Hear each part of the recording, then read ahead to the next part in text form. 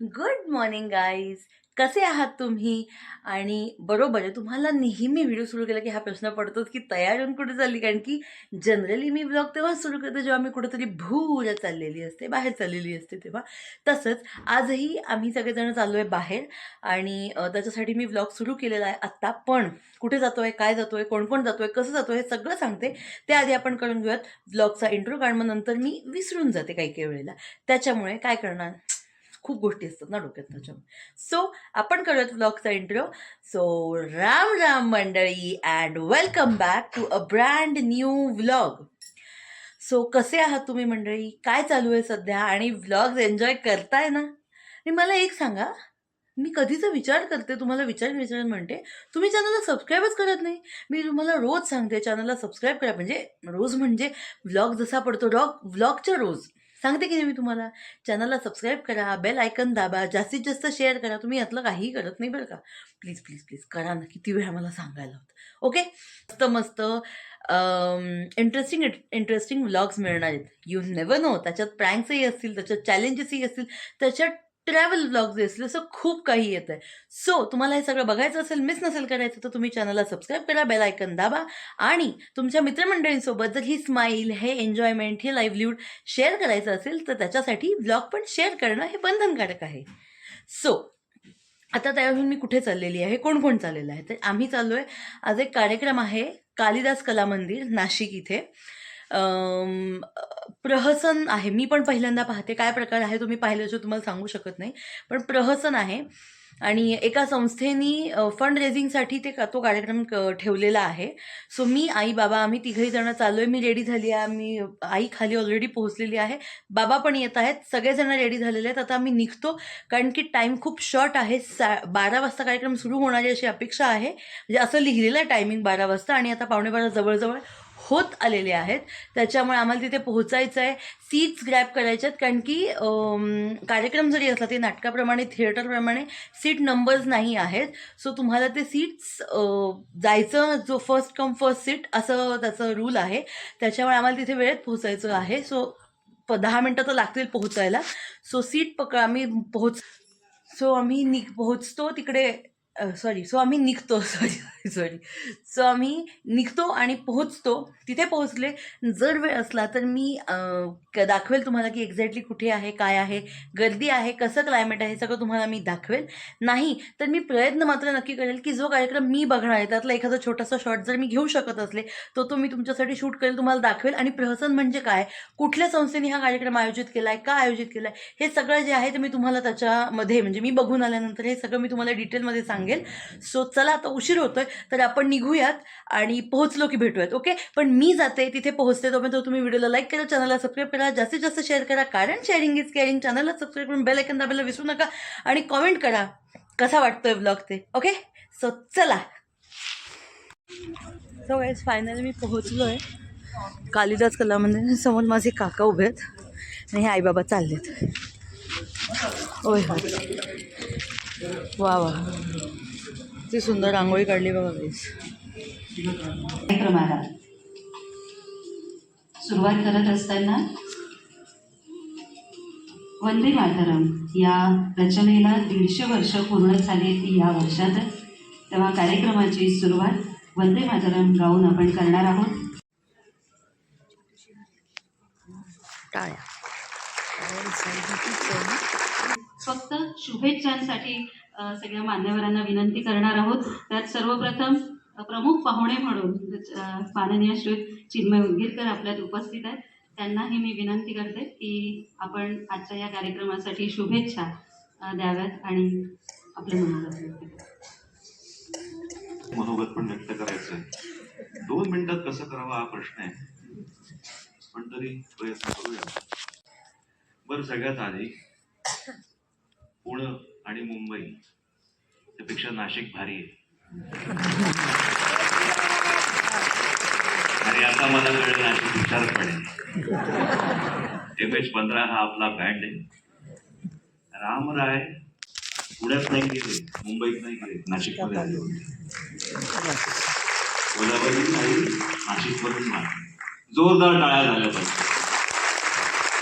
जोरदार म्हणजे जोरदार. जोरदार रामायण जेव्हा घडतं ना तेव्हा दुष्ट शक्तींचा नाश होतो. धन्यवाद. यानंतर ज्या गीतेचा आपण उल्लेख केला आहे त्या गीतेविषयी आपण आजपर्यंत शाळेमध्ये बघितलं असेल 12वा 15वा अध्याय हा नित्यनेमानं आपण सगळ्यांनीही श्रीमद्भगवद्गीता अथ पंचमोऽध्यायः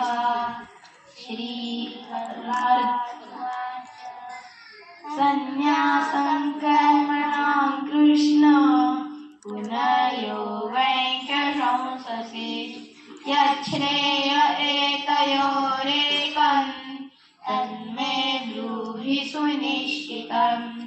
श्रीभगवानुवाच संन्यासः कर्मयोगश्च निःश्रेयसकरावुभौ तयोस्तु कर्मसन्न्यासात् कर्मयोगो विशिष्यते. ज्ञेयः स नित्यसन्न्यासी यो न द्वेष्टि न काङ्क्षते.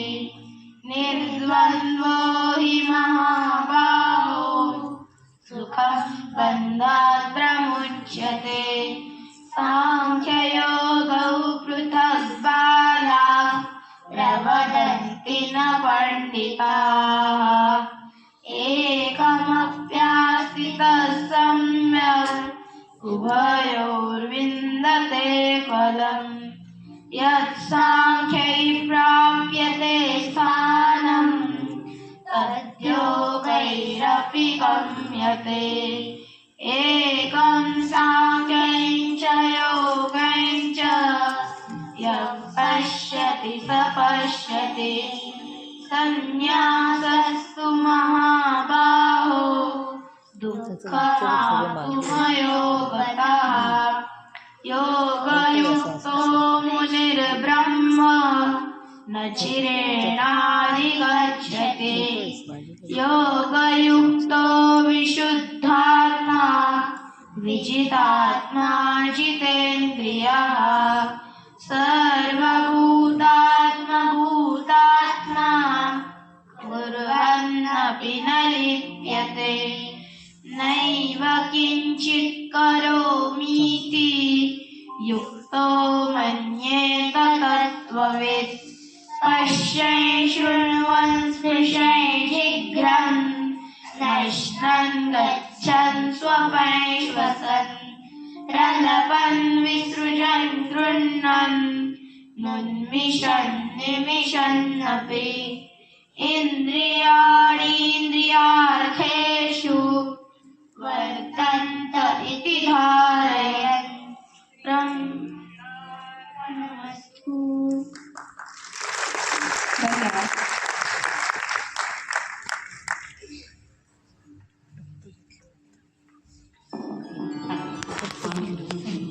म्हणत होते बरोबर.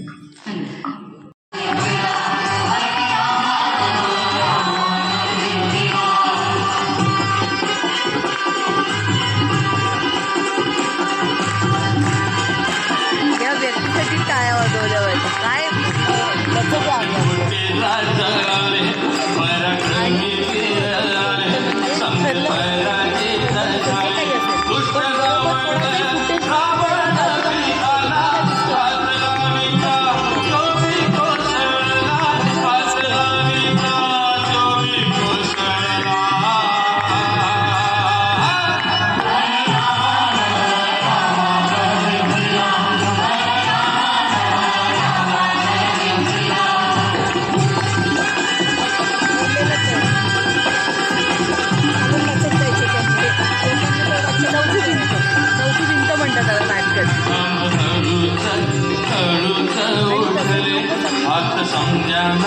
समजाना जोडले पाय गुरुचे बंदिले. पाय गुरुचे बंदिले. जसा हिरा शोभला सारा दरबार चमकला. सारा दरबार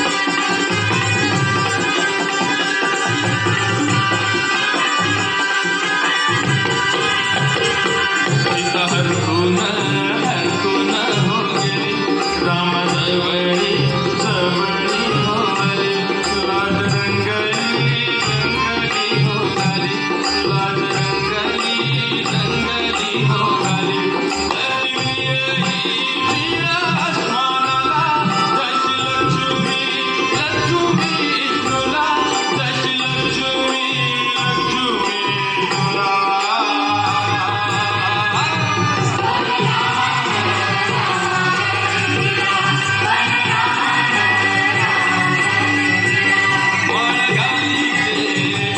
माळ घाली ते सीता रामाला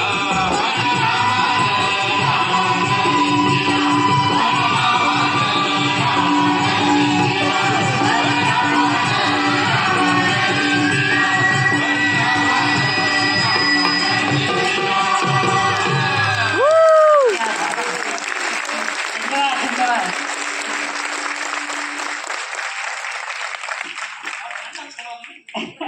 फार उत्स्फूर्त प्रतिसाद असा आहे. काय नाव तुमचं? सुभाष जाधव. अरे वा वा. जोरदार. जाधव, असं म्हणतात रामकथा आमच्या कार्यक्रमात तुमच्यासारख्या लोकांची गरज आहे बरं का. असं म्हणतात रामकथा जिथे सुरू असते ना तिथे हनुमंत हे कोणत्याही रूपात येऊन जातात आणि ते त्यांचा अस्तित्व दाखवतात. सुकडे सुकडे वारिकरा सखूबाई टक्कूबाई बक्कूबाई चला रमाबाई तुमचा जरा सांभाळा हशेला म्हणजे बुवा पितांबर कर आता ढिला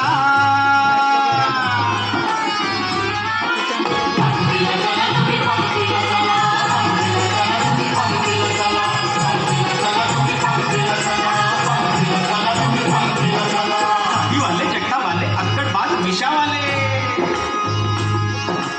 रथवाले घोडेवाले हत्तीवाले उंटवाले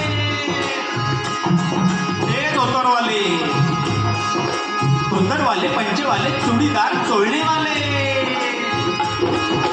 शेंडीवाले पंडीवाले चमकदार चक्करवाले जागा बरं धराजाला चला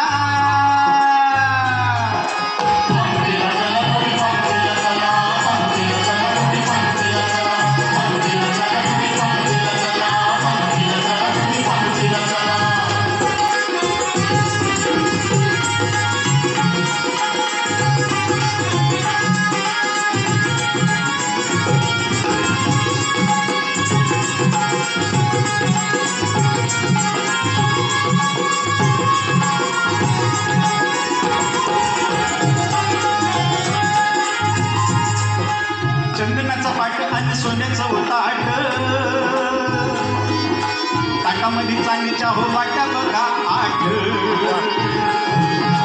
सोन्याच्या सुरईचा हंसवानी घाट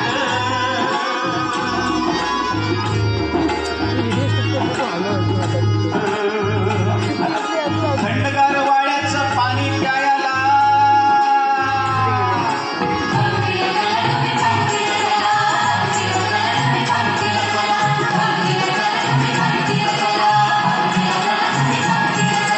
वरण भातावरी बघा तुप लोणकड खाता खाता वगळ जाईल बघा भरतीकड आळू मुळा वांगी भोपळा भाज्या केल्या 16 आळू मुळा वांगी भोपळा भाज्या केल्या 16 12 कोशिंबीर संग चटणीचा गोळा भजी कुरडईचा वास नाकामंदी गेला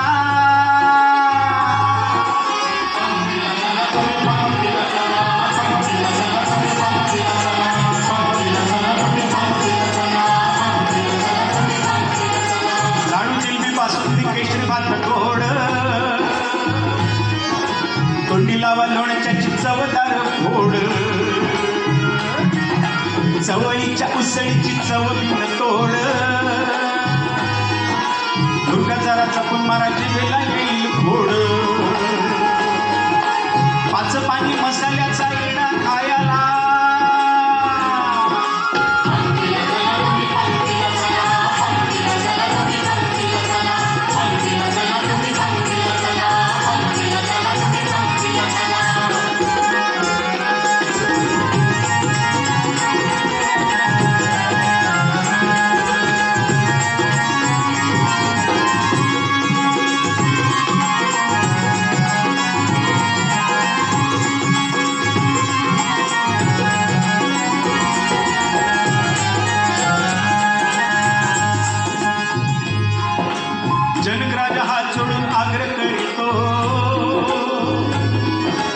चिंतू अंतू लाडवावरी हात मारितो जनक राजा हात जोडून आग्रह करीतो चिंतू अंतू लाडवावरी हात मारितो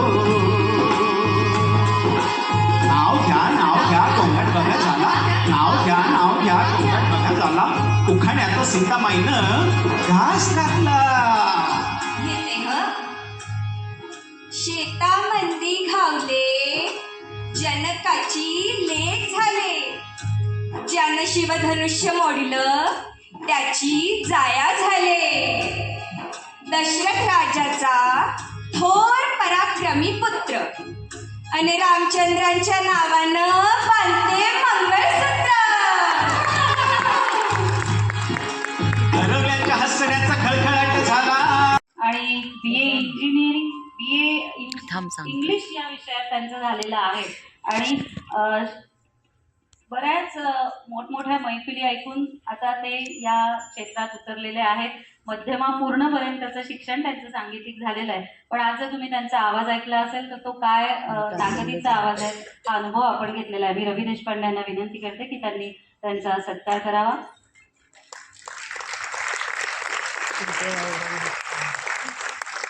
यानंतर जयश्री नांदोडीकर यांना मी विनंती करेन त्यांनी विधान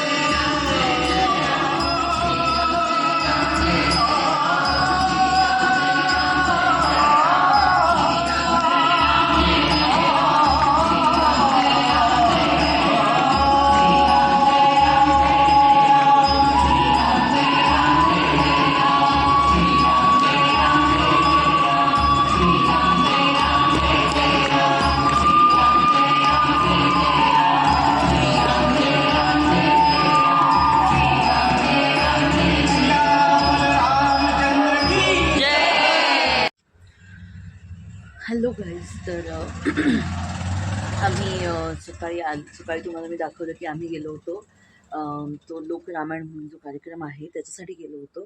आणि त्या कार्यक्रमाच्या नंतर मग घरी आल्यानंतर जेवण खावण केला. मला जवळजवळ 3-4 साडेचार झाले होते घरी यायला. सो घरी आलो, मग जेवण खावण केल्यानंतर थोडंसं रेस्ट केलं आणि आता म्हटलं की आता तुमच्याशी थोडंसं बोलूयात. तर हा जो कार्यक्रम आहे लोकरामायणाचा, हा कार्यक्रम तो अतिशय उत्तम झाला. त्यातले काही छोटे 1-2 गाणे त्यांच्या परमिशननी मी याच्यात काही छोटे पार्ट्स 1-2 कडवे असे लावले आहेत त्या गाण्यांचे. सो आय थिंक तुम्ही ते एन्जॉय केलं असेल. आणि त्याचबरोबर महत्त्वाचा सांगायचा मुद्दा असा होता की हे जे होतं हे अंकुर विद्यालय आहे, मराठी शाळा आहे ही नवीन. म्हणजे जशा इंग्रजी शाळा आहेत तर सरकारी ज्या आहेत जिल्हा परिषदेच्या वगैरे ज्या इतर मराठी शाळा आहेत त्या बंद होतात. पण माझे काकां थ्रू आम्हाला या शाळेबद्दल कळलं. काका, त्यांचे काही मित्र आणि अजून काही लोक असे सगळे मिळून जे आहेत ते हे अंकुर विद्यालय चालवतात.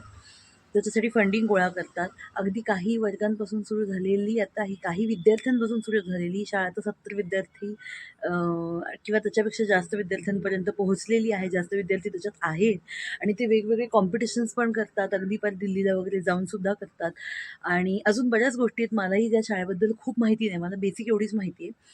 आणि जर तुम्ही म्हणालात तुम्हाला जर बघायची असेल की शाळा कसा काय हे चालतो, काय मोटिवेशन आहे ही शाळा सुरू करण्यामागे आणि काय काय उपक्रम एका मराठी शाळेतसुद्धा राबवले जातात, ते तुम्हाला बघायचं असेल ना तर मला कमेंट बॉक्समध्ये नक्की सांगा. मी तुम्हाला ते सगळे पूर्ण त्या शाळेची आपण व्हिजिट करू, शाळा कशी चालते ते बघू आणि जे शाळेचे ओनर आहेत म्हणा, मुख्याध्यापक आहेत म्हणा, त्यांच्याशी आपण बोलू आणि त्यांच्याकडनं जाणून घेऊ की ही संकल्पना कुठून आली, का आली आणि कसं कोण कोण कशी कशी मदत करतं आणि शाळेतर्फे काय काय ॲक्टिव्हिटीज केल्या जातात हे आपण सगळं त्यांच्याशी बोलूयात. जर तुमची इच्छा असेल तर मला कमेंट बॉक्समध्ये नक्की सांगा, मी नक्की तुमच्यासाठी तो व्हिडिओ घेऊन येईन. पण जेवढं मला माहिती आहे तेवढं मी तुमच्याशी शेअर केलं की वेगवेगळ्या ठिकाणी कॉम्पिटिशन्सला सुद्धा जातात, समूहगान वगैरे अशा वेगवेगळ्या ज्या कॉम्पिटिशन्स आहेत त्याच्यासाठी सुद्धा जातात. आणि दुसरी गोष्ट म्हणजे महत्त्वाची मला हे बोलायचं होतं, मगाशीच खरं तर मी व्हिडिओ आलो तेव्हाच एंड करू शकत होते, पण मला थोडंसं बोलायचं होतं माझं थ्रू आऊट म्हणजे अगदी अ, लहान बालवाडीपासून ते आमच्या याला शिशुवर्ग म्हणायचे, शिशुवर्गापासून ते 10वीपर्यंतचं पूर्ण शिक्षण हे मराठी माध्यमातून झालेलं आहे. आणि अलीकडे मी खूप जणांचं ऐकते, म्हणजे खूप अगदी काही जवळच नातेवाईक पण आहेत त्यांचंही ऐकले. खूप जणं म्हणतात की नाही नाही इंग्रजी माध्यमाच्या नाही, कॉन्व्हेंट नाही तर निदान इंग्रजी माध्यमाच्या शाळेत तरी मूल गेलं पाहिजे, कारण की त्यांना कॉन्फिडन्स येतो, त्यांचं इंग्लिश चांगलं इम्प्रूव्ह होतं. तर मी वैयक्तिकरित्या मी असं म्हणेन की असं काही गरजेचं नाही आहे, कारण मी आजूबाजूला असे काय मी जिथे जॉब करत होती तिथे पण मला 1-2 असे एक्सपिरियन्स आले. त्याच्यानंतर मी इन जनरलसुद्धा बघते, स्वतःबद्दलही बघते की मी मराठी मीडियममधनं शिकली 10वीपर्यंत, तिथून पुढे मग माझं 11वी ते पुढचं जे सगळं शिक्षण झालं ते इंग्रजी माध्यमातून झालं. पण असं कुठेही आढळत नाही की मला इंग्लिश येत नाही तर मी इंग्लिश टाईप, सॉरी गाईज माझा हात दुखायला लागला म्हणून मी कॅमेरा सतत शिफ्ट करते. तर असं कुठेही होत नाही की मी इंग्रजी माध्यमातून नाही शिकले त्याच्यामुळे माझं हे होतं. आणि मोठं कॉलेज तुम्हाला इंग्रजी माध्यमातूनच करावं लागतं, कारण ती काळाची गरजही आहे. आणि मोठेपणी जे विषय शिकायचे ते मराठीतनं शिकण्यापेक्षा इंग्रजीमधनं शिकणं जास्त सोयीचं पडतं आपल्याला, कारण आपल्याला पुढे त्याच्यावर काम पण करायचं असतं त्याच्यामुळे. पण शाळेमध्ये असताना तुम्ही इंग्रजी माध्यमातून शिकणं हे काही गरजेचं नाही आहे. तुम्ही मराठी माध्यमातून शिकून मगही जाऊ शकता. हां, तुम्हाला थोडंसं आणि अलीकडे तर काय, मी जेव्हा शाळेत होती तेव्हा 5वीपासून इंग्रजी सुरू व्हायचं. आता तर शिशुबाल वर्गापासून अबकडसोबत ABCD सुद्धा शिकवली जाते, इवन मराठी शाळांमध्ये सुद्धा. माझी मराठी शाळा अजून गजाननाच्या कृपेने अजून माझी मराठी शाळा जी आहे ती अजूनही चालू आहे आणि ती कायम चालू राहो, ती कधीच बंद पडायची वेळ न येऊ. स्वामी विवेकानंद विद्या मंदिर, राणा प्रताप भवन, डोंबिवली पश्चिम ही माझी शाळा आहे. आणि ती शाळेचं हे नाही आहे, पण ज्या शाळेने आम्हाला घडवलं आहे त्या शाळेचं नाव मला इथे घ्यायचा मोह मी टाळू नाही शकले. आणि त्याबरोबर अजून एक माझा एक्सपिरियन्स आहे तो तुमच्याशी शेअर करायचा. तो असा की मी जेव्हा म्हणजे छोटी होते, जेव्हा शाळेत जाण्याची वेळ आली तेव्हा ज्या बालरोगतज्ञ असतात, चाइल्ड स्पेशलिस्ट, ज्यांना आपण मराठीत चाइल्ड स्पेशलिस्टही म्हणतो, तर हे जे बालरोगतज्ञ असतात त्या आमच्या ज्या मॅडम होत्या त्यांना आईने विचारलं होतं, कारण तेव्हा इंग्रजी माध्यमाची शाळा तेव्हापासून सुरू आहे, जेव्हा मी शाळेत जायला लागले तेव्हापासून. तर आईने विचारलं होतं की इंग्रजीमध्ये किंवा कॉन्व्हेंटमध्ये का मराठी मीडियम कुठे घालावं, कारण खूप जण म्हणतात इंग्रजी माध्यमात ते घाला, कॉन्व्हेंटमध्ये नाही घातलं तर तेव्हा त्यांनी सांगितलं होतं की नको, 10वीपर्यंतचं शिक्षण आपल्याच भाषेत होऊ द्यात, मातृभाषा रिस्पेक्टिव्हली. आता आपली मराठी आहे, कोणाची गुजराती असते, कोणाची बंगाली असते, कोणाची अजून कुठली भाषा आहे, ज्याची जी मातृभाषा आहे, कारण त्याच्यात तुम्ही जन्मापासून जेव्हापासून तुम्ही पहिल्यांदा बोलायला शिकता त्या भाषेत शिकता, त्याच्यामुळे ती भाषा तुमचा कम्फर्ट झोन असते. त्यामुळे 10वीपर्यंत लहानपणी तुम्ही इंग्रजी माध्यमात गेलात की कधी कधी, म्हणजे हे त्या डॉक्टरांचं सांगणं आहे, माझं नाही. जे मी आईला विचारल्यानंतर आमचं जेव्हा डिस्कशन होतं केव्हाही मराठी शाळांबद्दल, तेव्हा आई मला नेहमी सांगते, म्हणून मी तुमच्याशी शेअर करते आमचं. हां, तर मी असं म्हणत होते की त्या म्हणाल्या होत्या की मूल जेव्हा लहान असतं तेव्हा त्याची मेंटल हेल्थसाठी, मेंटल ग्रोथसाठी सुद्धा मातृभाषेतली शाळा, म्हणजे तुम्ही मराठी आहात तर मराठी भाषेतली शाळाच आत्ता प्रेफर करा, नंतर तिला शिक्षण तसं इंग्रजीतनं घ्यायचंच आहे 10वी नंतर. सो त्याच्यामुळे माझ्या आईवडिलांनी तो निर्णय घेतला आणि मला मराठी माध्यमातून शिकवलं. आणि मला वैयक्तिकरित्या असं कुठेही जाणवत नाही आहे की मी मराठी माध्यमातून 10वीपर्यंत शिकल्यामुळे माझा कुठेही काही लॉस झाला आहे. मला इंग्रजी बोलता येत नाही, माझ्यात कॉन्फिडन्स नाही आहे, किंवा नंबर ऑफ फॅक्टर्स असतात की जे इंग्रजी शाळेला प्रमोट करतात म्हणजे जे म्हणतात की नाही मुलांनी इंग्रजी शाळेत आता गेलं पाहिजे आत्ताच्या काळात, तर त्यांना सांगू इच्छिते की असं काही होत नाही. जर तुमच्यात कॉन्फिडन्स नसेल तुमच्या पाल्यामध्ये, म्हणजे माझ्यात कॉन्फिडन्स नव्हता, माझ्या आईने तो बिल्ड केला. त्याच्यानंतर तुम्ही कॉलेजमध्ये गेल्यावर पण अशा खूप ॲक्टिव्हिटीज होतात ज्याच्यानं तुमचा कॉन्फिडन्स बिल्ड होतो. कॉन्फिडन्स इंग्रजी येतं म्हणून बिल्ड नाही होत. 10 लोकांमध्ये पुढे जाऊन उभं राहून बोलण्याची, म्हणजे ज्याला स्टेज डेअरिंग म्हणतो, जी धडाडी असते ती काही तुम्ही इंग्रजी माध्यमातून शिकला तर तुमच्यात येते, नाही तर नाही येत असं नाही आहे. ते तुमच्यात आपसूक एक तर उपजत गुण असावे लागतात, नाही तर कोणीतरी ते प्रोत्साहन देणारं असावं लागतं. त्यामुळे कुठल्या माध्यमातून शिकण्याचा त्याच्यावर काही परिणाम होत नाही, पहिली गोष्ट. आणि दुसरी गोष्ट ही की आत्ताचा अभ्यास खूप वास्ट आहे आणि तुम्ही जर मराठीतनं शिकला तर तो तुम्हाला थोडा सोपा होतो, कारण की घरी जे पालक आहेत जे आता म्हणजे मराठीमधनं जे पालक तुम्हाला समजावू शकतात ते तुम्हाला इंग्रजीतनं समजून, म्हणजे शाळेमध्ये इतिहास असेल, भूगोल, नागरिकशास्त्र, अर्थशास्त्र, ह्या सगळ्या ज्या गोष्टी आहेत त्या तुम्हाला मराठीतनं जितक्या छान समजावून सांगितल्या जाऊ शकतात शाळेमध्ये किंवा घरीसुद्धा, तितक्या ते इंग्रजीतनं नाही समजावून सांगितलं जात. पालक कितीही कॉन्व्हेंटमध्ये असो आणि तुम्हाला म्हणजे लहान मुलाला तो स्ट्रगल करावा लागतो की घरी मी मराठी बोलतो. आता शाळांमध्ये पण अलीकडे कंपल्सरी झालं आहे की शाळेत इंग्लिश बोला, मग घरी पण तुम्ही पालकांशी इंग्लिश बोला. मग मातृभाषा, शेवटी मातृभाषा म्हणतो तर मातृभाषेचा ऱ्हास होतो, ही एक महत्त्वाची गोष्ट. मराठी शाळा असायला पाहिजे त्याच्यामध्ये. आणि दुसरी गोष्ट की लहान मुलांची जी ग्रोथ असते ना, मेंटल ग्रोथ, ती ह्या मराठी इंग्रजी प्रवासामध्ये कधी कधी अफेक्ट होते, असं माझे जे होत्या बालरोगतज्ञ त्यांचं म्हणणं होतं. त्यामुळे मराठी माध्यमातून मुलं शिकले लहानपणापासून तर मोठं झाल्यावर तसे, आणि त्यांना लहानपणापासून अलीकडे मराठी आणि इंग्रजी हे दोन्ही शिकवलं जातं, त्यामुळे तो काही प्रॉब्लेम नाही आहे. आणि त्यामुळे मराठी माध्यमांच्या शाळा असाव्यात, त्या बंद पडू नयेत, याच्यासाठी मी अलीकडच्याच काळातली आहे, म्हणजे आपण म्हणूयात 20th सेंचुरीची मुलगी आहे, पण तरीसुद्धा माझंही हे मत आहे की मराठी माध्यमाच्या शाळा बंद नाही झाल्या पाहिजे. मुलांचं शिक्षण लहानपणापासून जर तुमची मातृभाषा मराठी असेल तर मराठी माध्यमातून झालं पाहिजे. त्याच्यानंतर ते ग्रास्प करणं, ती प्रोग्रेस करणं, हे सगळ्या गोष्टी तुमच्या हातात असतात. पण हे असं मला वाटतं. त्यामुळे तो जो मराठी शाळेचा उपक्रम सुरू झाला, जो अंकुर विद्यालयाचा, तो मला मनापासून प्रचंड आवडला, मला आनंद झाला. आणि त्यामुळे आम्ही त्या कार्यक्रमालाही गेलो. कार्यक्रमांनी खूप छान आनंद दिला. आणि जर मला तुम्ही सगळ्यांनी कमेंट केली आणि जर मला तिकडनंही संधी मिळाली तर मी नक्की त्याचा व्हिडिओ बनवून टाकेन आणि तुम्हाला सांगेन की काय मोटिव्ह आहे मराठी शाळा बनवण्यामागचं, मराठी शाळांमध्ये मुलं का गेली पाहिजेत, अशा अनेक प्रश्न आहेत जी माझ्याकडनं मला वाटतं ती उत्तरं मी दिली आहेत. पण ज्यांनी ही शाळा सुरू केली त्यांचं काय मत आहे ह्याच्यामागे ते आपण त्यांच्याकडनं जाणून घेऊयात. आणि that's it for today. I hope तुम्हाला आजचा व्लॉग आणि माझं मराठीबद्दलचं जे काही मत आहे ते कदाचित पटलं असेल तर नक्की कॉमेंटमध्ये सांगा. आणि तुम्हाला अंकुर विद्यालयाची काय म्हणतात त्याला, सैल करायची आहे का, तुम्हाला अंकुर विद्यालय बघायचं आहे का, त्याचे जे ओनर आहेत त्यांना भेटायचं आहे का, हे पण मला कॉमेंट बॉक्समध्ये लिहून कळवा. आणि ओके, मग आपण आज इथेच थांबूयात. जर तुम्हाला आजचा व्हिडिओ आवडला असेल तर व्हिडिओला लाईक करा, कमेंट करून सांगा कसा वाटला आणि कसा नाही वाटला, ते जास्तीत जास्त शेअर करा, कारण शेअरिंग इज केअरिंग. चॅनलला सबस्क्राईब करून बेल आयकन दाबायला विसरू नका, कारण बेल आयकन दाबलं तर नवीन अधिकाधिक मस्त व्हिडिओज तुम्हाला बघायला मिळणार आहेत. सो आपण थांबूयात इथेच, भेटूयात पुढच्या व्लॉगमध्ये. तोपर्यंत राम राम मंडळी, बाय.